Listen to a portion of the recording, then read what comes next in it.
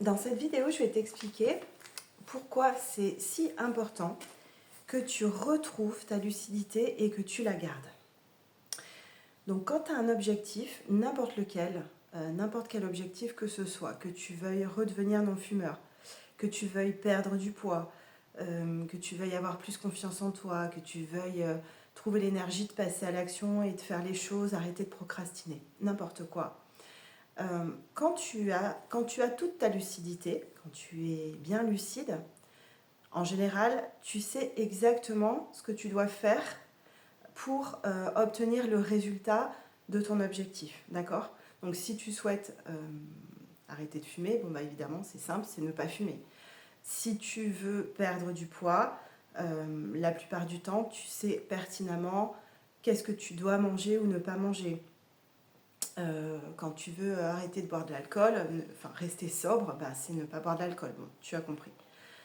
Donc, qu'est-ce qui t'empêche de te comporter comme tu dois le faire pour atteindre le résultat de ton objectif? Et bien en fait, c'est ta perte de lucidité. Ok? Ta perte de lucidité, c'est la porte ouverte à tous les comportements qui sont néfastes pour toi et que tu sais être néfastes pour toi. Donc dans cette vidéo, on va voir deux choses pour t'aider à retrouver et à garder ta lucidité. La première chose, en fait, les deux choses finalement qui te la font perdre, ta lucidité, c'est première chose ton mental et deuxième chose le trop-plein de distractions. Donc la première chose, ton mental, donc l'idée, ça va être en fait de redevenir maître de ton mental. C'est-à-dire de ne plus te laisser diriger par lui comme si tu étais une simple marionnette. Tu sais, quand on dit bah, c'était plus fort que moi, ou j'ai pas pu résister, ou des choses comme ça. En fait, c'est des moments où tu perds la maîtrise, où tu perds le contrôle, où tu perds cette lucidité qui t'avait fait décider quelque chose. Ok? Ça, c'est quelque chose qui se travaille. Alors notamment, tu peux aller voir tout ce que fait Frédéric Vincent avec le zéro mental. D'accord? Il a écrit plusieurs bouquins, dont un bouquin qui s'appelle tout simplement Zéro mental.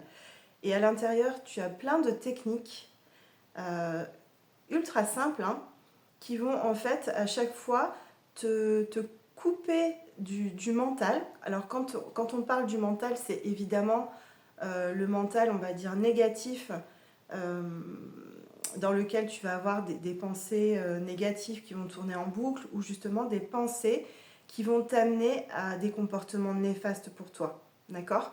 Donc ça peut être pareil. Enfin, c'est à chaque fois souvent des croyances. Hein. Par exemple, si tu manques de confiance en toi, ça va être la pensée qui va venir bah, de toute façon, je suis trop nulle, je réussis jamais rien. Bon, ça c'est pour l'exemple de la confiance en soi. Pour l'exemple d'arrêter de fumer, tu vois, ça peut être une pensée qui vient te dire non, mais en fait, j'en ai besoin pour me détendre, ou allez, c'est pas grave, j'en fume juste une, j'arrêterai à la fin de mon paquet. Bon, tu vois, toutes ces pensées, en fait, qui vont venir casser ta décision. Alors qu'en toute lucidité, toi, tu as décidé de redevenir non-fumeur, tu as décidé de ne plus fumer. Mais tu vas te laisser embarquer par ton mental qui va venir t'amener des images, des pensées, n'importe quoi, qui vont en fait te faire casser ta décision et qui vont te faire en fait dévier de ton rail que tu avais décidé de suivre. Ok? Donc c'est pour ça que c'est vraiment super important de travailler son mental comme tu travaillerais ton corps. Là, je fais un petit clin d'œil à un collègue qui se reconnaîtra s'il regarde ma vidéo. Le mental, ça se travaille en fait. Hein. Tout comme le corps qui se travaille en faisant du sport pour développer tes muscles ou pour les récupérer, etc. Mais c'est pareil avec ton mental. Parce que si tu ne le travailles pas, si tu le laisses faire n'importe quoi, ta vie va être n'importe quoi. Tu ne vas jamais pouvoir tenir tes décisions, tu vas toujours te laisser embarquer dans des choses que tu ne veux pas, dans des choses qui ne te correspondent pas. D'accord? Donc, travailler ton mental, ça se travaille, ça peut se travailler tout seul avec des techniques, ça peut se travailler avec un coach, avec un thérapeute qui va t'aider justement à muscler cette capacité de maîtrise, de reprise des rênes.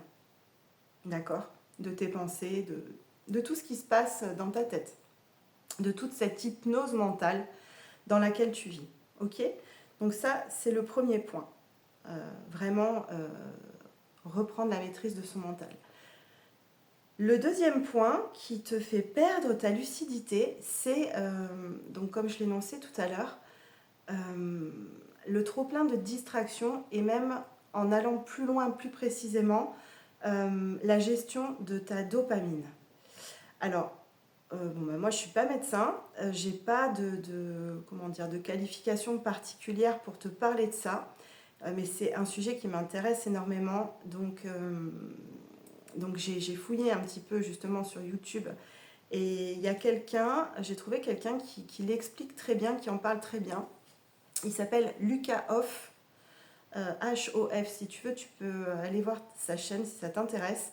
Et en fait, il a écrit un document, un PDF dans lequel il explique le fonctionnement de la dopamine.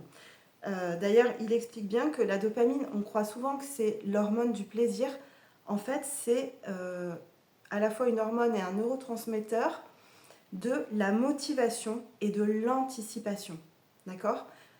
Donc c'est justement l'hormone ou le neurotransmetteur qui va être mais tellement important dans la tenue de tes décisions justement, dans la capacité à être motivé pour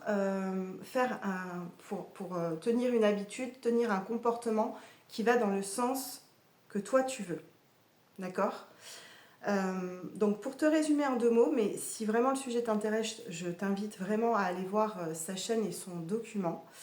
En fait, c'est de justement ne pas laisser te bouffer ta dopamine dans trop de distractions, notamment de distractions que le cerveau va énormément rechercher, à savoir tout ce qui est plaisir immédiat. Donc, tu vois, à savoir par exemple le scroll.